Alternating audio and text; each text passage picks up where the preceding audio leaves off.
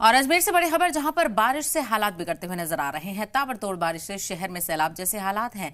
बारिश का 50 साल का रिकॉर्ड टूट चुका है। तो राजस्थान में जबरदस्त बारिश का कहर देखने को मिल रहा है। तो वहीं अजमेर ख्वाजा के शहर में हालात काफी कशीदा हैं और जो मामलात जिंदगी है वो पूरी तरह से जहां पर हम हो चुकी है। पानी का जो लेवल है वो बहुत ज़्यादा बढ़ गया है। नदी नाले तूफान तुगयानी पर हैं और वाटर लेवल बहुत ज़्यादा तजावुज़ कर गया है। और इसके अलावा कई इलाकों में और खास करके नशेबी इलाकों में वाटर लॉगिंग बड़े पैमाने पर देखी जा सकती है। और बताया जा रहा है कि राजस्थान में 50 साल का रिकॉर्ड टूट चुका है और अजमेर में हालात काफ़ी ज़्यादा कशीदा हैं और लोगों को खासा परेशानी का सामना करना पड़ रहा है। ताबड़तोड़ बारिश से शहर में सैलाब हर जगह नजर आ रहा है और जो नशेबी इलाके हैं वो पूरी तरह से पानी में डूब चुके हैं और लोगों को इसके चलते अपनी जो मामलात ज़िंदगी है उसके लिए काफ़ी जद्दोजहद करनी पड़ रही है।